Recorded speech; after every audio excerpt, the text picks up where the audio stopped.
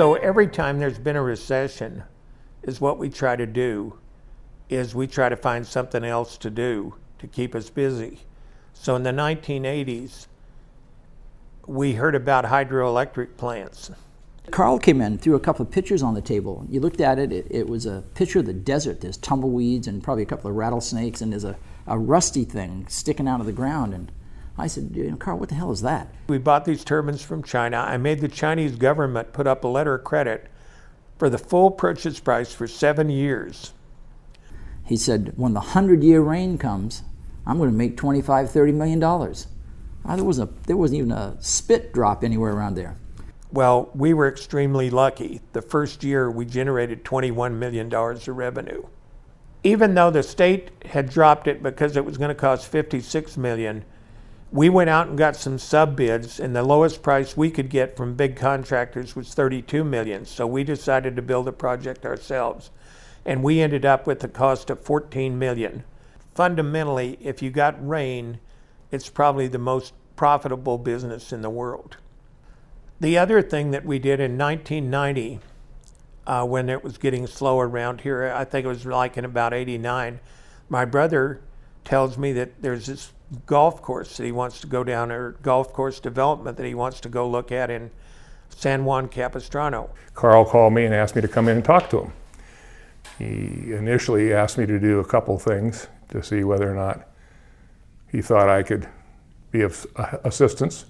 One of which was evaluate an opportunity in Southern California called Marbella, which was a golf course residential development that he and Clyde were investors, and they wanted him to invest a lot of money to get the project going. So I spent a couple of weeks meandering around Southern California talking to people and got the general impression that the project itself was probably okay. Got questionable vibes with regard to who the partners were. And it turned out the guys that had put this project together were 3 guys from Denver that were out here working on Gary Hart's presidential campaign, and when it fell apart, they decided to become developers in Southern California. They were ready to go under, but they were 1 week away from getting an approval from the city council. Now, how they got it, I'm not sure, but I think there were a number of things that went on that got the approval, but nevertheless, they got the approval. Subsequent to that time, we learned that this project, which had been financed by supposedly selling 200 memberships, which were supposed to be dues-free for 30 years, discovered that these fine gentlemen had really sold 400. And this created a problem. Yeah. After all these negotiations, I told these guys, I said, you guys are going to go bankrupt if you give away things like this. And basically they said, well, we're just going to add a couple more lots to the map. So even though it had taken them 3 years to get the map, they had no idea that they couldn't just go draw a couple more lots on the map and that'd take care of the problem. In 1990, we got in a recession. So my brother says, he comes in every day and he said, well, there's nothing to do today. I think I'll go play golf. And so the next day he'd come in and anything had happened I had to do, so there was nothing for him to do the next day. So this went on for a couple weeks, and I finally said, why don't we just assume you're going to go play golf? And he says, if you're dumb enough to keep working, that's okay with me, but I've made all the money I want to make, so I'm going to play golf. Met Carl Berg about 20 years ago on a project that we were working on TRW. We were doing the interiors for TRW. Carl owned the building and the property next door. The TRW wanted to build a building next door. Carl wanted to bid on it. He's a general contractor also. So the introduction I had was we bid against Carl for the project. And the deal was we were to present our bid in his conference room 12 noon on a Friday.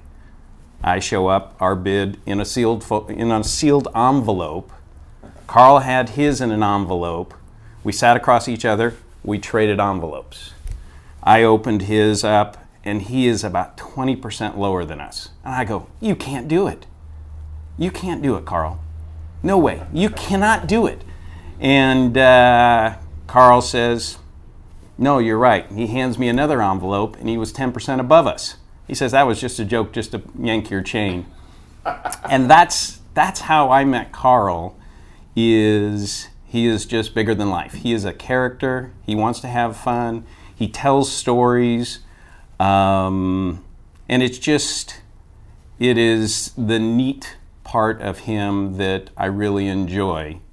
Through that project, though, we ended up at the end of the project where the client said they wanted to pressurize the building up to 5%, which isn't done.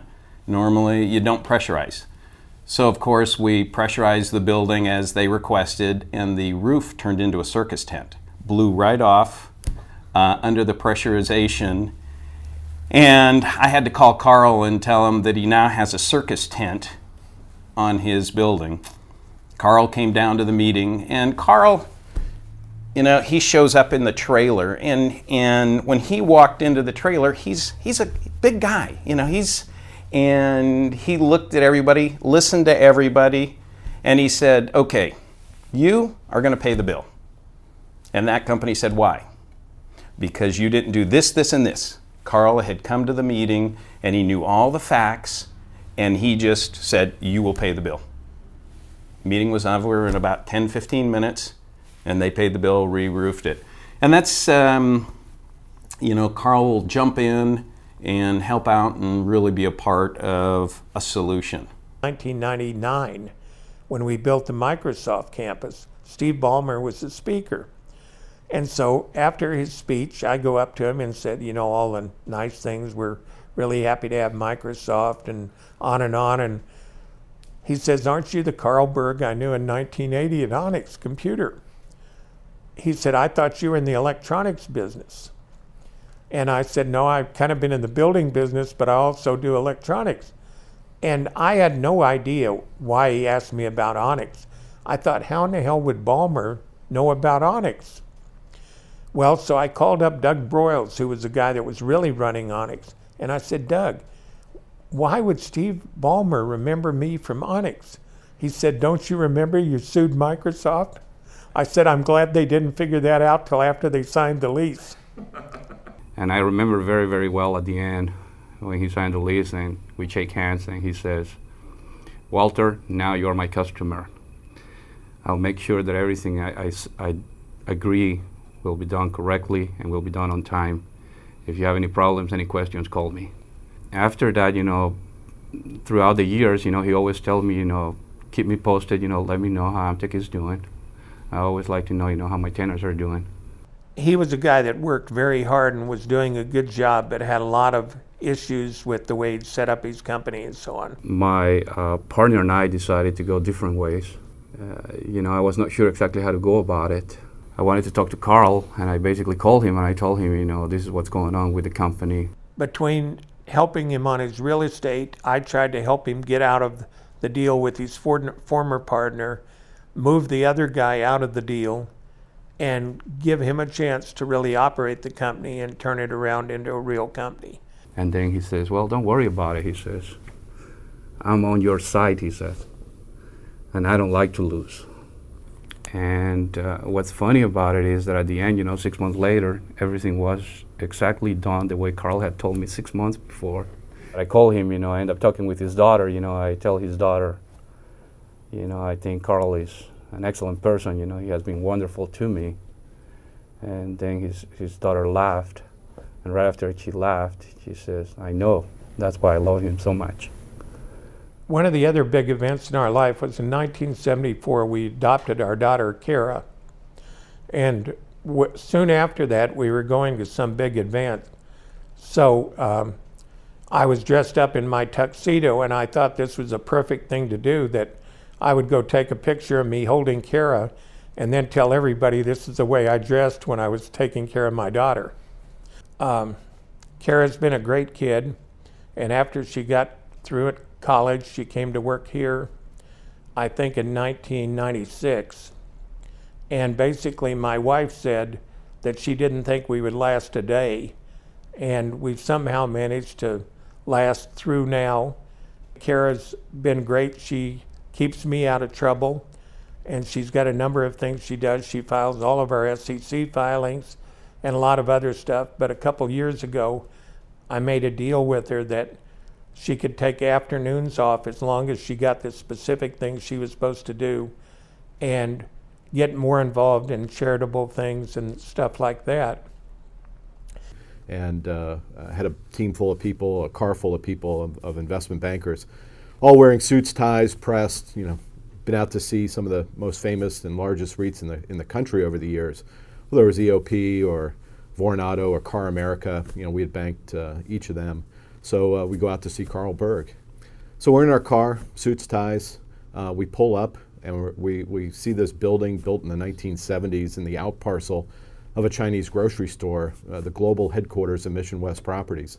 We kind of circle the parking lot 2 or 3 times trying to figure out if we're in the right place. But sure enough, we were, and we walked in the front door.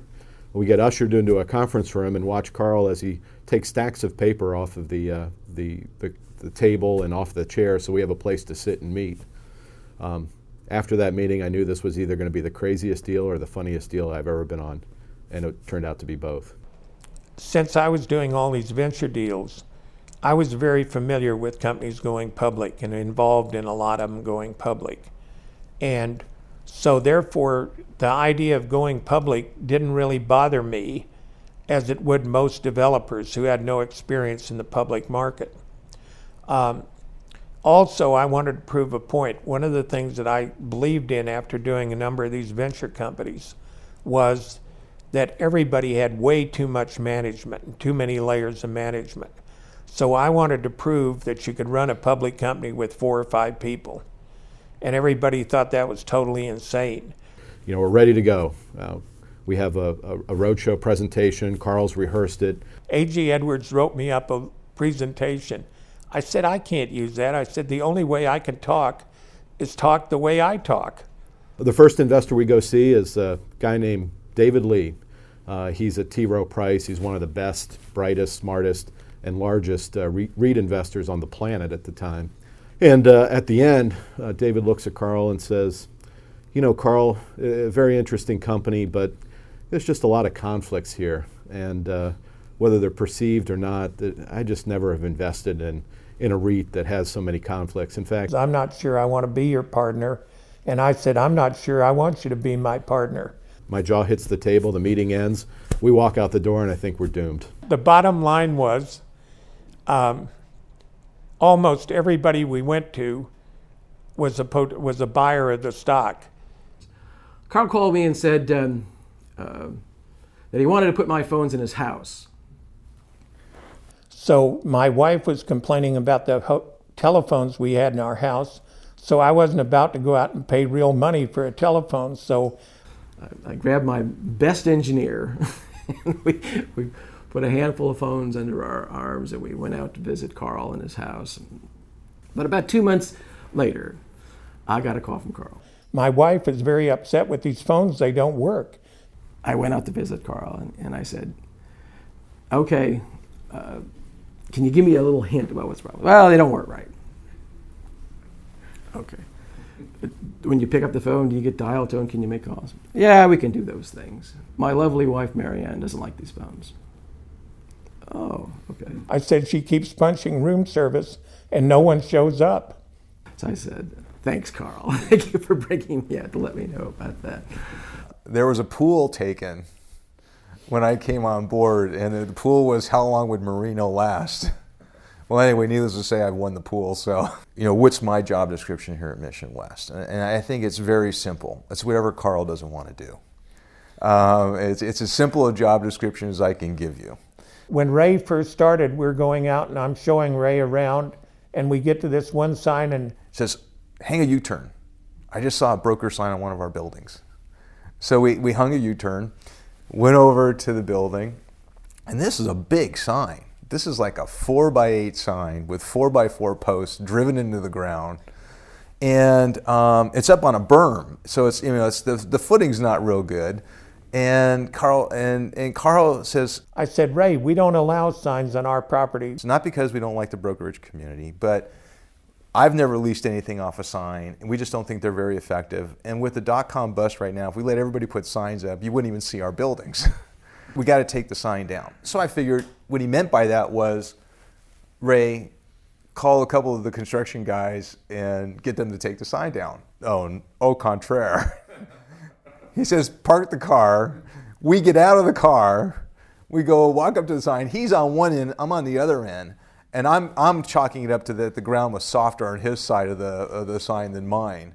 And he proceeds with lifting the sign out of the ground. Well, he gets started. I'm not even getting started yet. And I'm trying to lift, and he's just pulling his right out of the ground. I finally get mine out of the ground.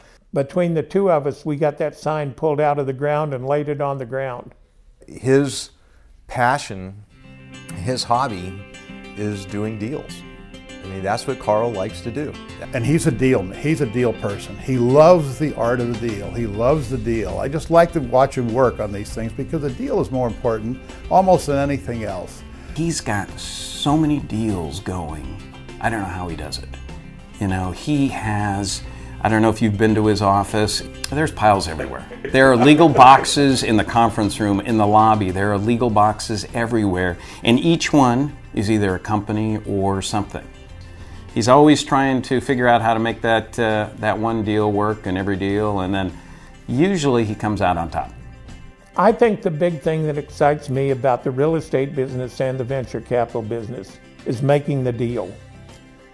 It's always a challenge. You're always out there trying to beat somebody else, trying to outmaneuver them to find a way to get a leverage or an edge over the other guy. Carl is the best guy I've ever seen for taking a big project and telling you when it's going to be done, and then he does it. You can count on him doing it. One of the things I really learned from Carl is ask an awful lot of questions. When I would face a hard decision, a tough decision, the magic question was, what would Carl do? We do have a saying here at Mission West, in good times and in bad, we at least have to accomplish one thing in any given day, and lunch counts. I keep asking him, Carl, are you going to slow down here a little bit, or? I think I'll be working until the day I die. And it's because it's fun, and what I'm doing is fun, and you've still got to have goals. That's what makes me keep going, because I want to succeed at everything that I do. Some of them I don't, but I start out believing I will. It's been a great run. You live in California. You have a lot of fun and you make a lot of money. That's a hard thing to beat.